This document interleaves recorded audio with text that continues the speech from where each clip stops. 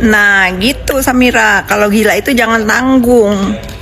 Bagus, jadi aku ada alasan ya. Ada alasan karena kau memulai. Aku ada alasan untuk selalu bersuara. Kalau si Samira ini terlibat dalam urusan terdakwa NM.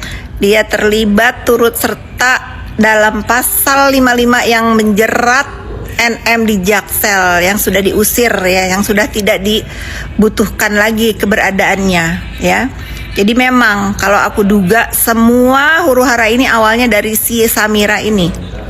Si Samira ini yang punya otak, entah dia memang wayang atau dia dalang ya, agak sulit memprediksi karena dia ini agak diduga kurang ini.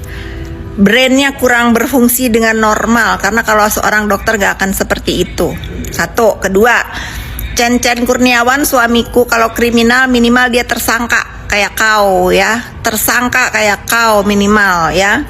Kalau dia memang terlibat dengan judol, dia tidak akan lagi rebahan main PS di rumah ini ya. Stres Samira. Mulai aku bersuara tentang keterlibatan Samira dan dia menjadi tersangka di Medan nih.